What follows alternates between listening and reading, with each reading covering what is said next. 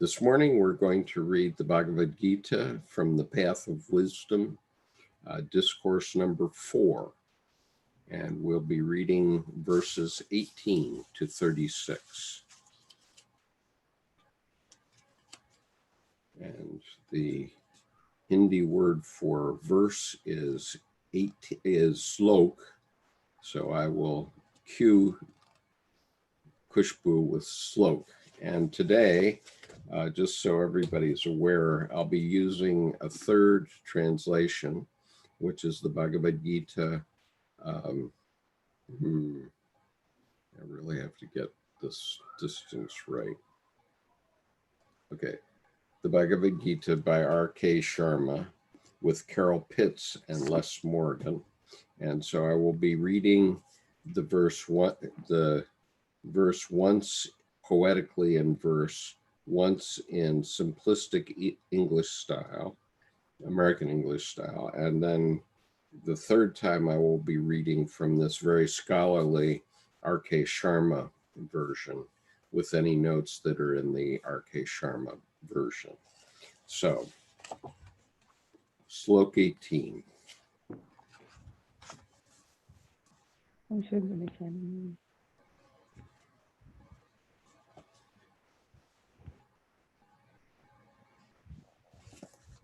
Karmanya karma yaha pashyayed karmani cha karmayah sa buddhimanma nusheshu sa yuktakah krutyasya na karma krutah. Was Slok 18. Among humans, the person who sees non-action in action and action in non-action has insight. That one undertakes all actions steady in yoga. The other translation reads, he who can see inaction in action and action in inaction is the wisest among men. He is a saint, even though he still acts.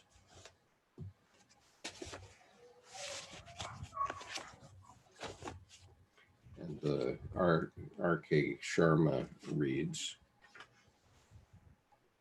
one who can see non-action in action and action in non-action, that wise one among humans is well disciplined, performing all actions. And the footnote from the Sharma is, although I act, I am not the doer. See verses 3, 8, and 9. And so I'll look at 3, 8, and 9 since we've been referred to it. So verse 3, 8, and 3, 9. Perform your assigned duty before action is superior to non-action. Without action, you cannot even maintain your own body. All actions in this world cause bondage, except those performed as offerings to the divine. Perform action as a divine offering, free from attachment, O son of Kunf. And the footnote to that 3:9 is, the verse says everything, including all actions, should be surrendered to God. And there's a reference to verse 1846, but I think that's getting a little bit the cart before the horse. So, Slok 19. Yashya sarve samarambha kamakshagadu lapavarjitaha gnanagnidya dargha dharma karmanaka tamahu pranidantah buddhaha. Slok 19. Insightful ones call that one a pandit who has winnowed all aims and desires from all endeavors and whose action is burned in the fire of wisdom. verse 19, the wise call him a sage, for whatever he undertakes is free from the motive of desire, and his deeds are purified by the fire of wisdom. And the footnote reads, sage, pandita. In English usage, pandit or pundit means someone who is learned or authoritative, and sometimes the term is used in a jocular way, as in political pundits. But here, a pundit is defined as a true practitioner of karma yoga. And the Sharma reads, go ahead. India's first prime minister was given a tag of Pandit by Mahatma Gandhi.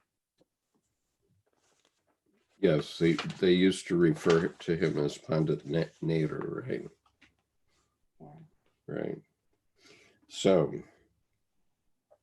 the Sharma reads, one whose undertakings are free from ulterior motives and whose karma is burned in the fire of knowledge, enlightened sages say that person is wise.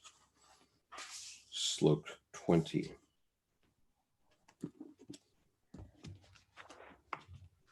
Tyaktava karma phalasandaka nitya trupto nirashrayah karmanyabhi pravrutto di tapi neva kinjicha taka roti saha. Slok 20. When one has let go of clinging to the fruits of action, always content and independent, even when turning towards action, that one does nothing at all. Verse 20, having surrendered all claim to the results of his actions, always contented and independent, in reality he does nothing, even though he is apparently acting. The Sharma reads, that person who relinquishes attachment to fruits of action, always content and free from dependence on anything, even though engaged in action, never really acts. Slok 21. Nirashi chartat chittatama tyakta sarva parigraha sharira kebala karma kurvanna penoti ki limba shama. Slok 21. One who is without desire, but with a self whose thought is restrained and who has left off all grasping, undertaking action with the body alone, that one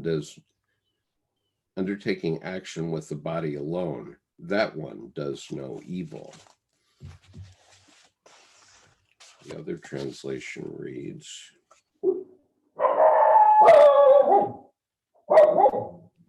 expecting nothing, his mind and personality, controlled without greed, doing bodily actions only, though he acts, yet he remains untainted. And the footnote reads, mind, chitta, variously defined as the field of consciousness and attention, thought and feeling, the repository of the samskaras, impressions created by our thoughts, words, and deeds.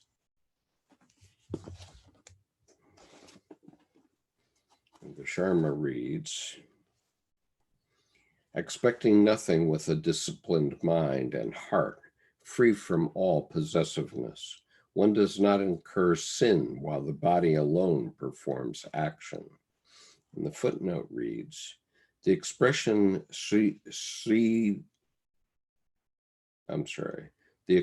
sariram kavalam karma kurvan does not only mean bodily activities. The idea is that just the body is acting, but the actor is not attached to those activities. Those activities are in fact performed by the gunas of nature, prakriti, with which the self is no longer identified. And that would relate to Jungian idea of dividing the ego and the self, I believe. Slope 22.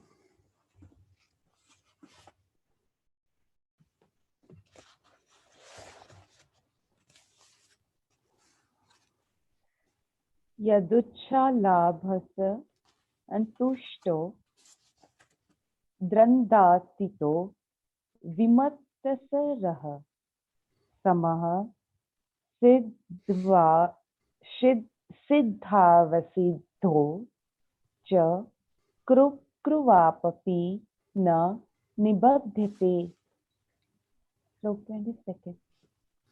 Content with accidental gifts, moving beyond dualities, free from malice, the same in fulfillment and frustration, even after acting, that one is not bound.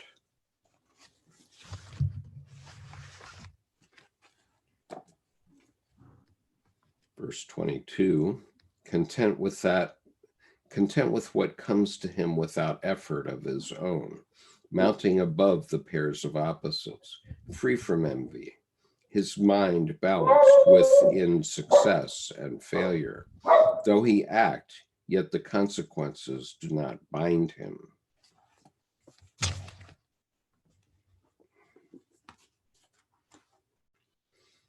Verse 22 from the Sharma, content with whatever is gained, transcending duality, free from jealousy, indifferent to success and failure. One is not bound, even having performed action.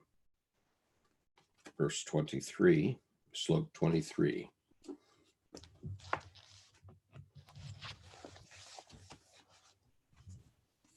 Gatasya dasya muktasya jnana vasthitachetasah yakyayacharatah karma samagraha praviliyate.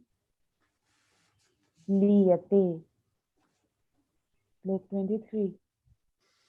For the one who is free, whose clinging is gone, and whose thought stands firm in wisdom, action performed for sacrifice dissolves altogether.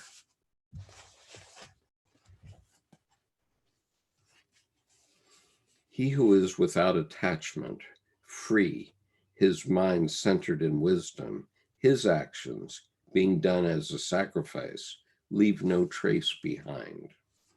And the footnote reads, verses 23 to 33, sacrifice is shown to include not just traditional religious rituals, but also yogic disciplines, restraint of the senses, devotion, study, and other practices. The saving principle, constant in all these variations, is to subordinate the lower activities, to diminish the control of desire and replace it by a superior energy, to abandon the purely egoistic enjoyment for that diviner delight which comes to sacrifice, all self-dedication, all self-mastery, by the giving up of one's own lower impulses to a greater and higher aim. Aurobindo, that's from Aurobindo.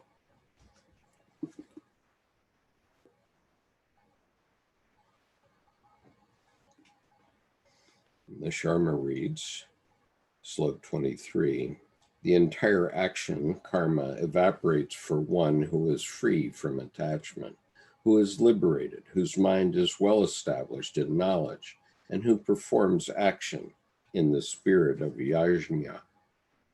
And the footnote reads, in this verse, we have left yajna untranslated because it has a broader meaning in this context than simply sacrifice.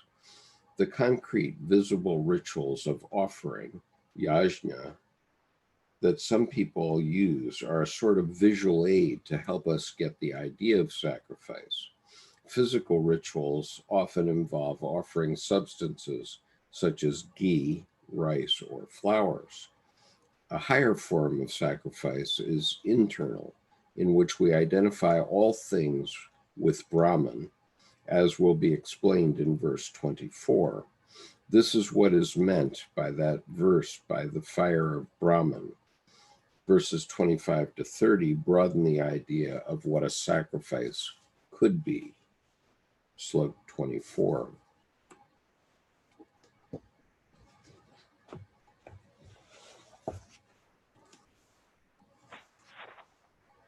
Brahmanapaha Brahma Havibrahyo Gyanoha Brahmana Hutama Brahmeva Tena Gantavya Brahma Karma Samadhina. Verse 24. Sloka 24. Brahman is offering. Brahman is oblation poured out by Brahman in the fire of Brahman. Brahman is attained by one absorbed in the action of Brahman.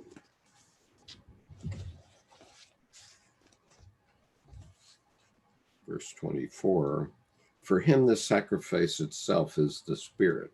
The spirit and the oblation are one. It is the spirit itself which is sacrificed in its own fire, and the man even in action is united with God, since while performing his act, his mind never ceases to be fixed on him. The footnote reads, spirit, Brahman. Brahman equals spirit, I guess is what they're saying there. And the Sharma reads,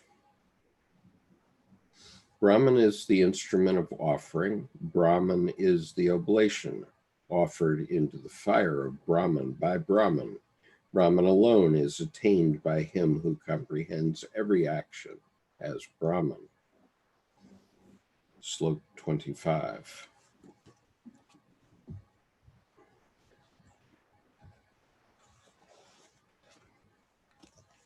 Devamevapare Yagna Yoginaha Paryupasate Brahmagnanavapare Yagyaha Yagye Nevo Juhati. Slok 25. Some who practice yoga offer sacrifice only to a god. Others sacrifice to the sacrifice, with the sacrifice in the fire of Brahman.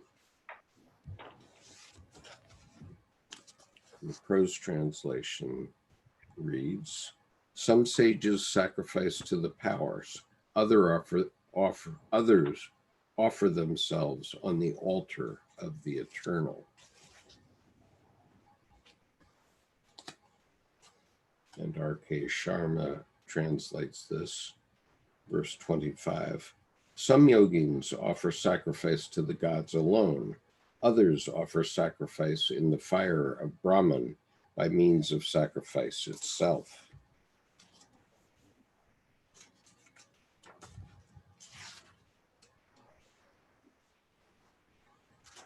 The footnote reads, the gods here refer to the forces and aspects of Brahman from whom some people seek favors. The transcendental supreme sacrifice is the offering of our individual self to the divine without ulterior motives or attachments. This verse is inspired by Rig Veda, volume, I guess it's 1090:16, which says that the gods perform sacrifice by means of sacrifice. Yajnana, Yajnam Ayanjanta Deva. Slok 26. Shrotadini Nindrayanayanshe Sanyamagnishu Jihyavati Shabdadini Vishayananya Indriyagninushu Juhavati. Sloka 26. Others offer senses like hearing in the fires of restraint. Others offer sense objects like sound in the fires of the senses.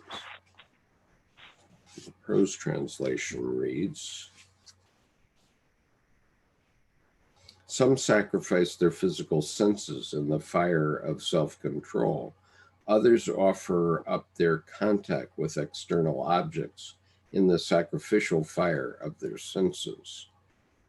And the footnote reads, the first kind of self-control means abstaining from sensory experiences. The second is the middle way of moderation, neither extreme asceticism nor indulgence, but rather engaging the senses in contact with permissible objects as an offering to the divine, not for one's own gratification. Sharma reads,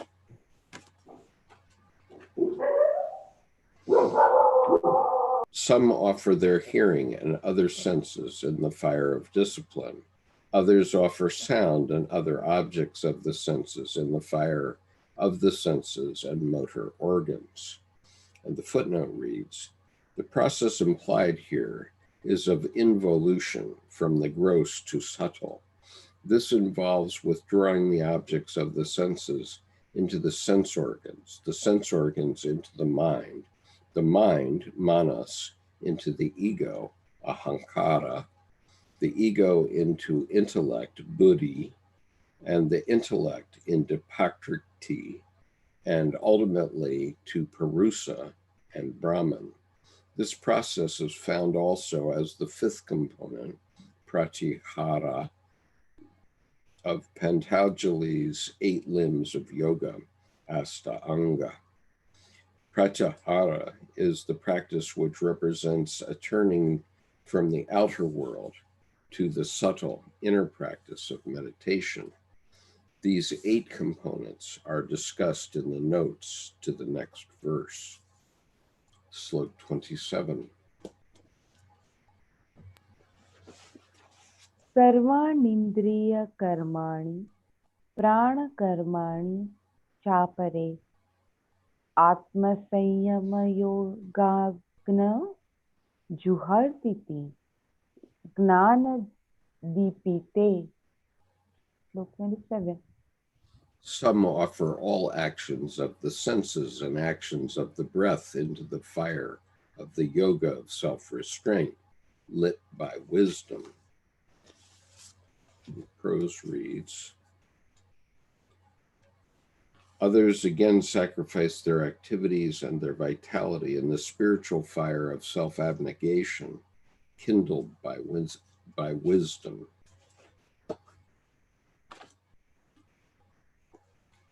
The Sharma reads, others offer all the activities of the senses and motor organs, as well as the activities of the vital energy, to the internal fire of self-restraint, which is kindled by knowledge. And the footnote reads, this is a rather long footnote, the sense of the verse is that of the entire personality is to be dedicated to the practice of self-restraint. It is helpful to look at these verses in the context of traditional yoga training in Patanjali's 8 limbs of yoga. The 8 components are as follows. 1, yama, self-restraint, practice of nonviolence, truthfulness, non-consumerism, non-indulgence, non-covetousness. 2, niyama, practice of purity, contentment, austerity, spiritual study, meditation on God. 3, asana, postures and practices to refine the body and mind. 4, pranayama, control of breath and energy. 5, pratyahara, withdrawal of attention from external objects, shifting to an internal focus. 6, dharana, beginning the practice of meditation by fixation of attention on a particular point. 7. Jnana, steady continuation of dharana. 8. Samadhi, complete absorption into that particular point. The combination of 6, 7, and 8 together is called samyama. The progression of attention and identification starts from objects to the senses, indriya, then to the mind, mana, to ego, ahakara, and from ego to intellect, buddhi, mahat. Buddhi is wisdom or intellect, the stuff of consciousness. Note that the instruments, indriya, refer to the senses of hearing, touch, sight, taste, and smell, as well as the external instruments or motor organs, which refer to hands, feet, organs of speech, excretory, and reproductive organs. Slope 28.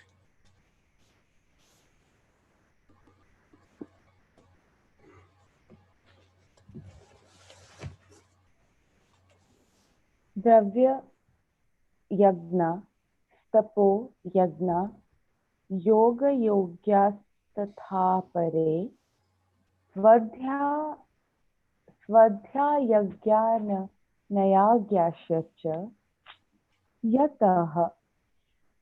yatayah tansi tabrataha. Slope 28. Some are ascetics who have sharpened their vows. They sacrifice with material things, or with heated discipline, or with yoga, or with self-study, or with wisdom. The prose reads, and yet others offer as their sacrifice wealth, austerities, and meditation.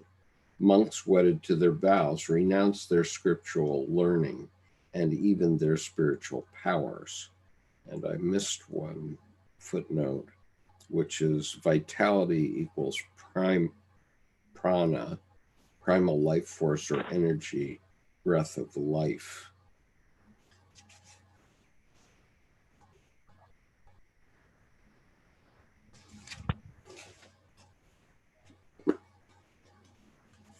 The R.K. Sharma there. I'm sorry. The R.K. Sharma reads, likewise, some self-disciplined ones with determined vows perform sacrifices with material objects, some with austerities, some with yogic practices, and some with chanting, spiritual scriptures, and knowledge. And the footnote reads, the terms Fatihaya originally meant recitation of sacred scriptures by an individual on their own. It can also mean japa, repetitive prayer, and the study on one's own, Look, 29. Slope 29. 29 and 30 is together. Okay. Okay. Apane hayati prana pranedapana tatha pare pranapanagati rudradva pranayama parayanaha apare niyatahara pranana pranayeshu juhati sarve darpyote yagyavido yagyakshapita kalmashaha. Slope 29 and 30. Some offer the in-breath in the out-breath, Others offer the out-breath in the in-breath. They hold the paths of in-breath and out-breath, focused on deep control of the breath. Some restrict their food and offer breaths into breaths. All these knowers of the sacrifice have their evil deeds consumed by sacrifice. And the prose reads, there are some who practice control of the vital energy and govern the subtle forces of prana and apana, thereby sacrificing their prana into apana and their apana unto prana. Others control their diet, sacrificing their whole worldly life to the spiritual fire. All understand the principle of sacrifice, and by its means their sins are washed away. And there's a footnote. The control of the vital energy is pranayama. Yogic techniques such as breathing exercises aimed at controlling the prana. Prana and apana are the upward and downward currents of prana that manifest as inhalation and exhalation.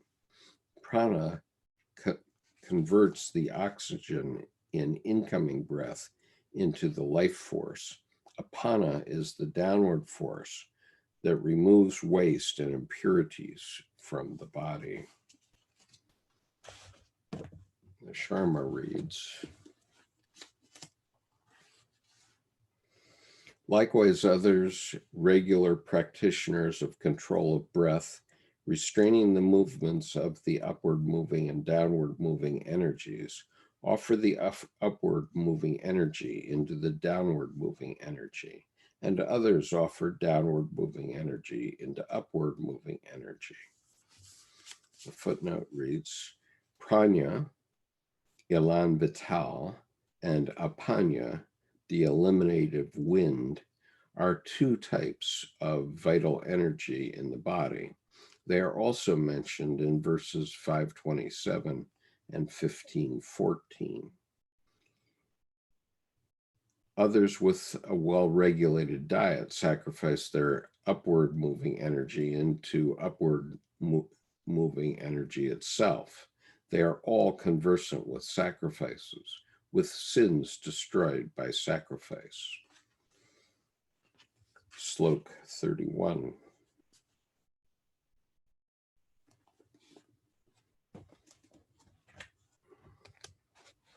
Everything you mentioned before is actually a different technique. Like Savasana or Chakrasana is particular body position. Then Pranayama is particular exercises. So that is the criticism of what Western world has taken from yoga. Like only maintaining the body, but that's not the yoga. Yoga is pranayama is part of the yoga. Yeah, and Les Morgan explicitly says that in the Sharma version. He explicitly says in the West we've taken yoga to mean just the physical exercise of workout, yoga. like yeah, another workout. type of workout. Yeah. And actually, in my experience, that's not quite right, because I have taken a yin yoga class and for several months, and I quip that they're yoga teachers in Nebraska, but the teachers that I experienced were teaching both the physical exercise and were teaching the spiritual aspect. So things have perhaps improved, let's say, right? Yeah. Okay. So Slok 31. 31.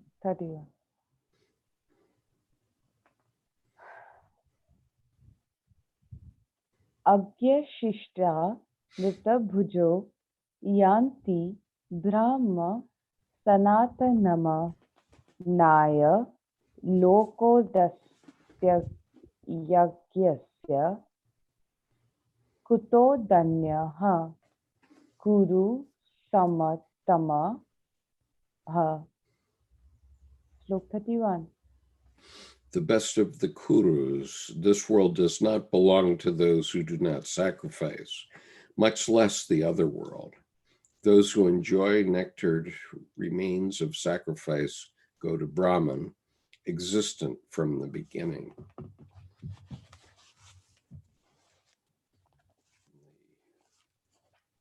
Prose reads, tasting the nectar of immortality as the reward of sacrifice, they reach the eternal. This world is not for those who refuse to sacrifice, much less the other world. And the footnote reads, nectar of immortality, amrita, non-death.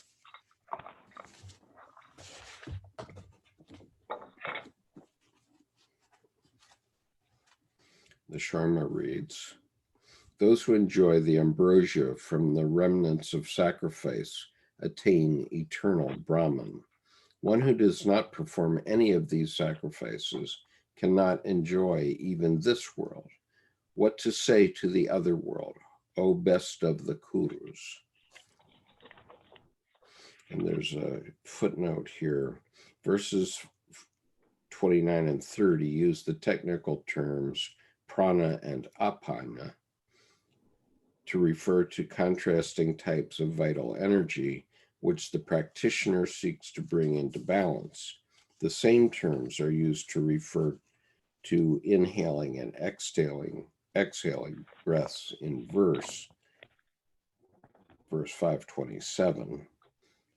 Also see verse 15-14. Slok 32.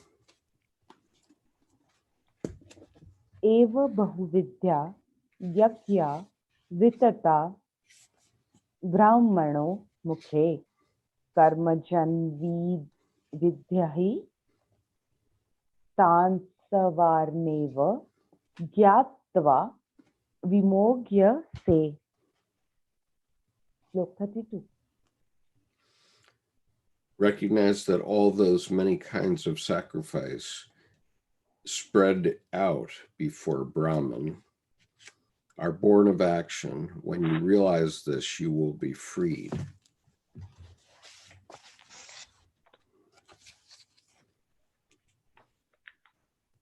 In this way, other sacrifices too may be undergone for the spirit's sake. Know that they all depend on action. Knowing this, you shall be free.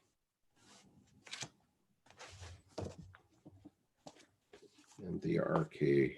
Sharma version reads, so many different types of sacrifice are described in the Vedic tradition. Know that all of them arise out of action. After knowing this, you will be liberated. Slok 33.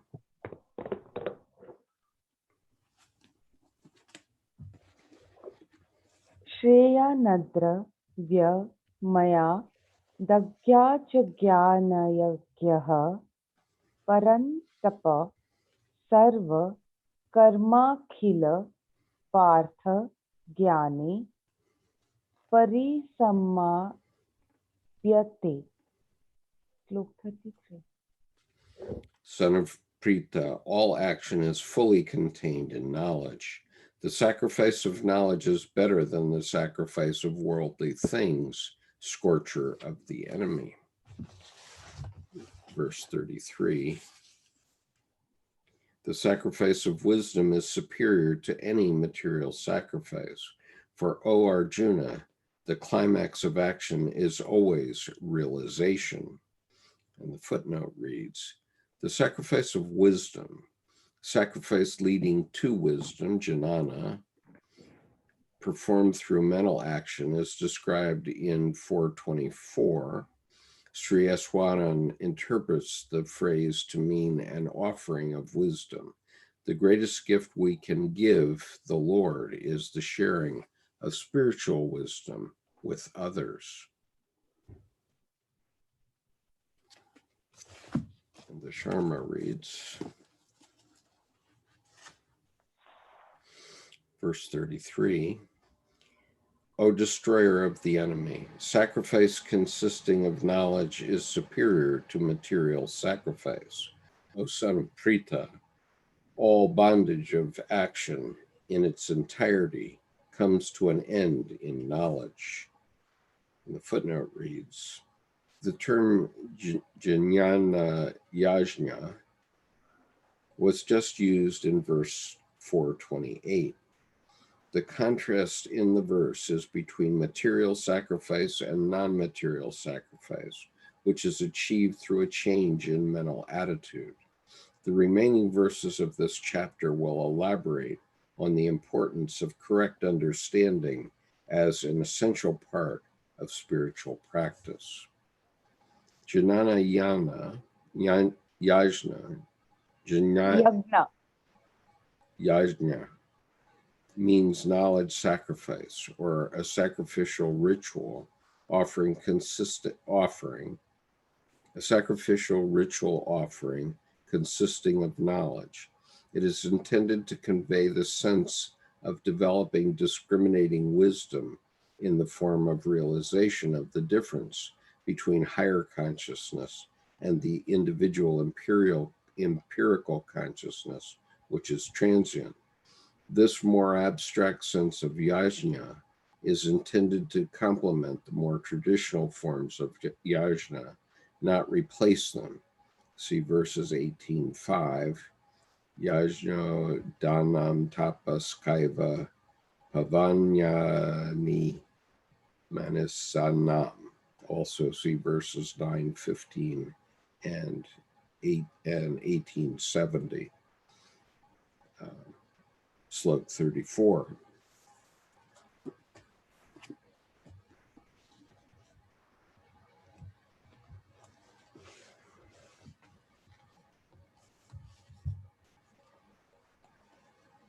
Tadriddhi prani patena pari prashnena sevaya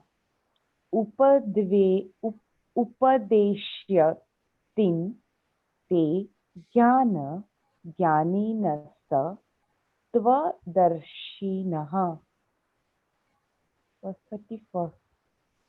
Recognize that by complete surrender, by questioning, by serving, the wise seers of truth will show wisdom to you. And the prose reads, this shall you learn by prostrating yourself at the Master's feet, by questioning him and by serving him. The wise who have realized the truth will teach you wisdom. The Sharma reads, realize that knowledge by sitting at the feet of a competent teacher, by raising questions and by service. Wise people who have seen the truth will impart that knowledge to you. And the footnote reads, that refers to jnana as used in the previous verse, meaning knowledge and true wisdom. Slok 35. Yajyagyatava na punamohamevah yasyasi pandava yena bhutana sheshena drashyasya yatma nayatho mayi. 35. Son of Pandu, when you know this, you will not again be confused. Through this, you will see all beings, every single one in yourself, and then in me. The prose reads, having known that, you shall never again be confounded. And, O Arjuna, by the power of that wisdom, you shall see all these people, as it were, as your own self, and therefore as me.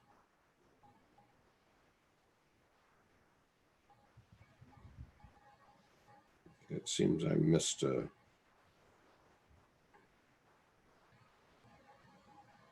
I missed a footnote here.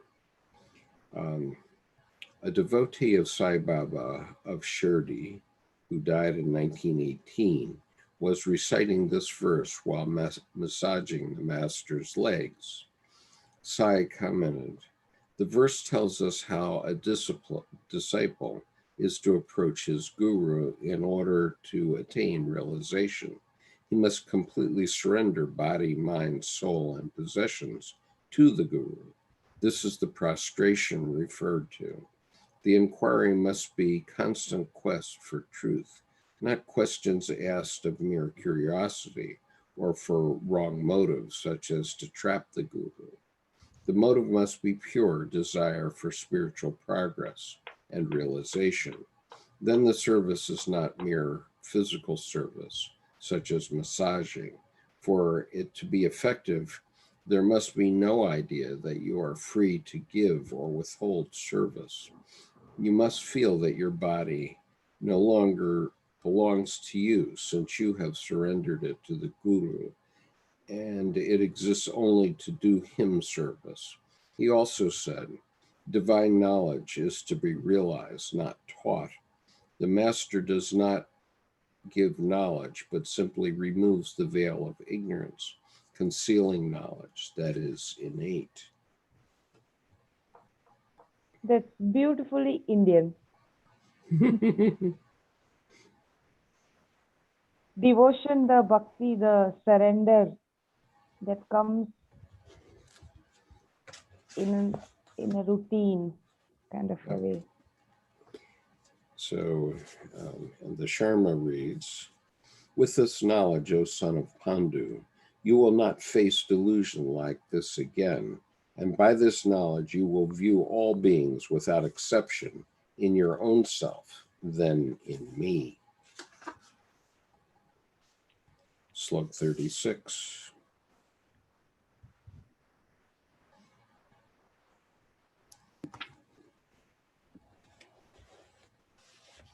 Api chedasi papebhyah sarvebhyah pap kruttamah sarva jnanaplaveneva vrujina sant rishyasi.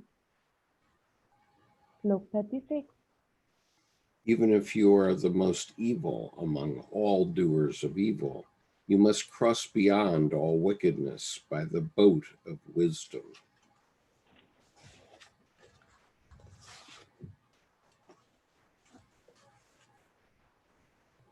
The prose reads, "Be you the greatest of all sinners, yet you shall cross over all sin by the ferry boat of wisdom."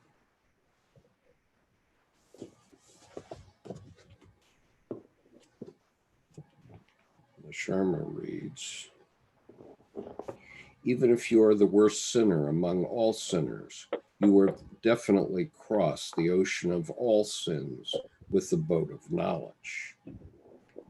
So endeth the reading for today. I'm reminded of the time Dr. Jung was asked on video, "Do you believe in God?" And his answer, I don't believe, I know. "I know." That's right. That's exactly what he said. Now, Yeah.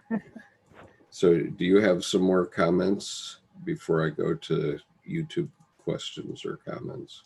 No, go ahead. Okay. So Akshaya says, "Namaskar. These principles make me feel so grounded in reality.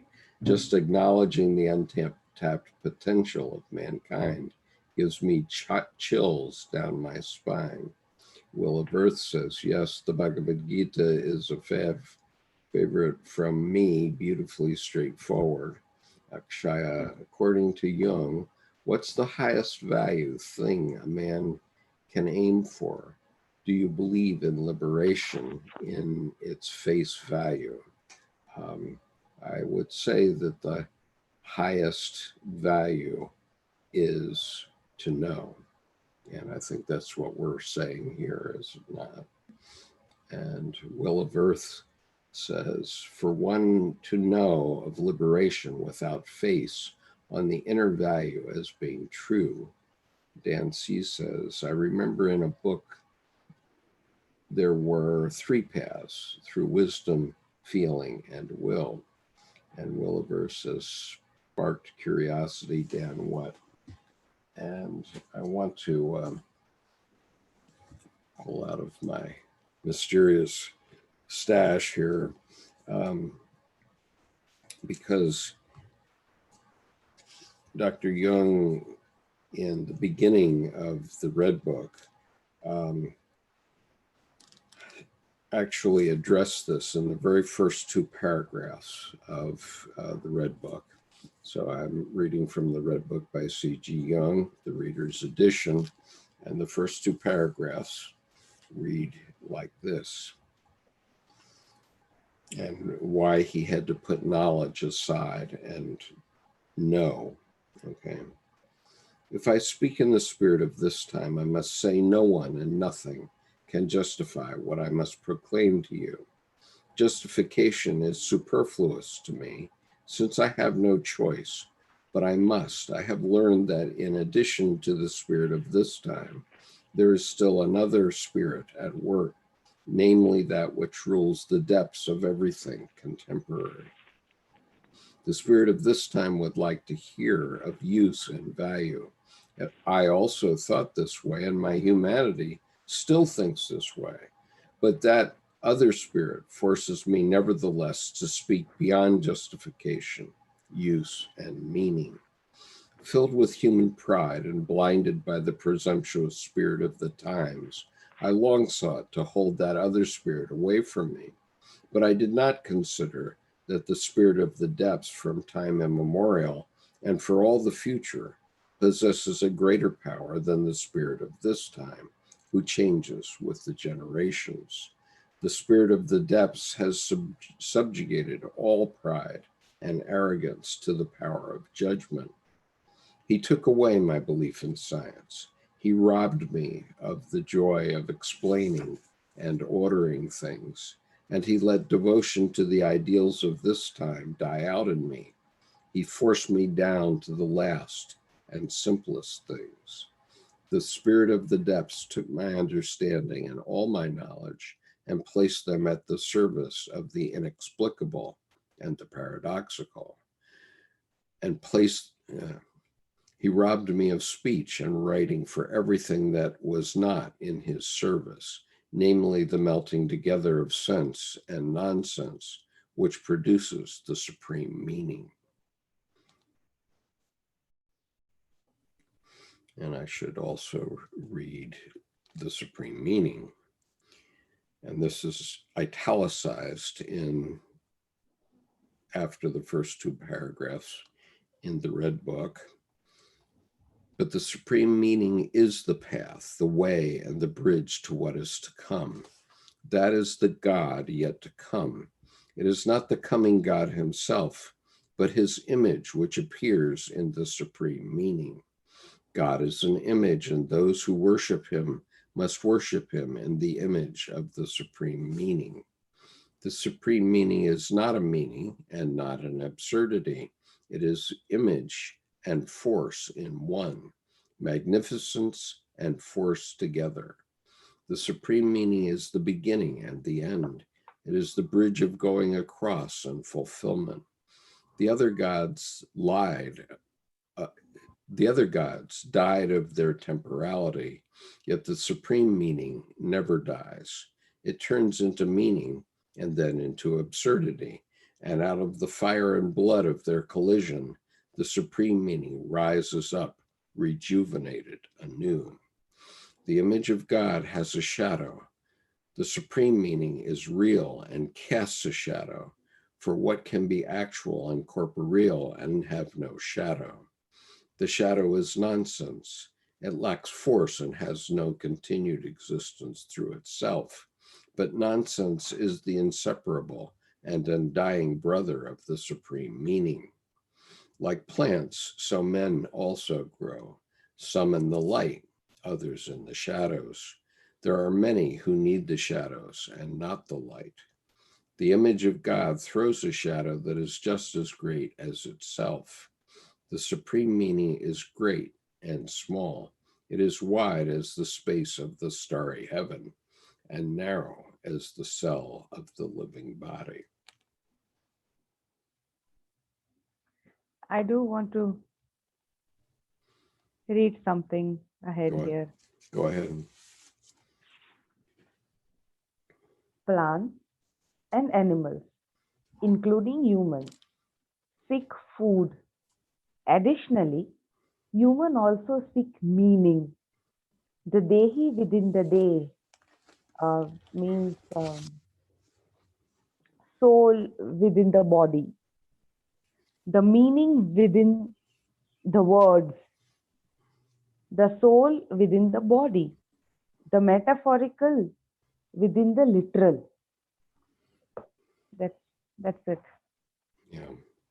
So this first chapter of Jung's Red Book is quite profound, and it relates directly to the Bhagavad Gita, and very meaningful to me, of I think course. the difference is that he is explaining the war, and here we are dealing with war. Yeah. Am I right? Yeah, something like that. Yeah. And keeping in mind that this war is a war that goes on with us, within us, all of the time. And so Arjuna has the forces of progress within him, but he also has the forces of regression within him. And he is caught between the two armies of progress and regression, just as the old Cherokee grandfather told his grandson that the two wolves were fighting, and it is the one you feed which is the one that wins the battle. And so Arjuna is in this between place where he's trying to decide whether to go for progress or for regression too. Which wolf to feed right now? Yeah, that's right. Arjuna is in this place where he's trying to decide which wolf to feed at this time. That's quite right. And so anyway, I think we've got it. We did it. So we grokked it. Yeah, we grokked it. So tomorrow we will be reading from Slope 37 to the end, which is 42 of the fourth discourse. Is that one block? Yeah, okay. All right, so tomorrow will be a shorter reading, and it will be verse 37 to verse 42. And last week, just to remind everyone, we had great difficulty connecting at our usual time. We actually get together about 10 a.m., but then Khushboo and I find we have much to talk about, and we don't often get online until about 11. But on Sundays in the United States, all the churches are using Zoom. And so last week we had a great difficulty connecting and making our connection. And so it took a good long while to complete the session last week. But we'll hope they're increasing their capabilities to deal with these facts, because we're going to be with this virus for a while longer. And so, and Williver says, love virus, as Josh says, love virus. Yeah, the love virus. Williver says, I would add, wisdom of feeling is unused without the will that is only potential and shared. Sharing completes. Okay, that's fair enough. And Abraxas says, feed neither, walk the narrow path. And also says, seek balance of the two. Yep, okay, I'll buy in on that. Akshaya says, Skip, could you direct me to sources, books that talk about the shadow in particular? Well, there's one big black book that you can get on Amazon, which is called The Shadow. And I think there's a bunch of Jungian analysts that have provided essays in that book. And so take a look at that. And Abraxas says, I have no religion. Religion is the cube, tesseract. I am all. Okay, fine. Thank you, Abraxas, for that guidance. You know what this is, right, Khushboo, when he's referring to, when he's using the name Abraxas? No, I don't know. Well, Abraxas is the all, the Brahman. Abraxas would be Brahman in this context, in the context in which we're reading. And Abraxas was discussed in Ion, and there was an early image of Abraxas on the cover of Ion, which showed the snake of time wrapped around Abraxas. And Abraxas has the head of a lion, and among other things. Okay, we can go ahead. In Indian mythology has a similar. Yeah, I have it here. Or actually, this is the Mithraic god Ion, but it's the same idea. He stands on the world, he has wings, and he has a lion's head, and he has a snake of time, the snake of time wrapped around himself. So Dr. Jung is talking about these ideas in Ion. Okay, so thank you, Khushboo. We'll try again tomorrow. Yes. Same time, same place. And we'll be finishing Discourse 4 tomorrow.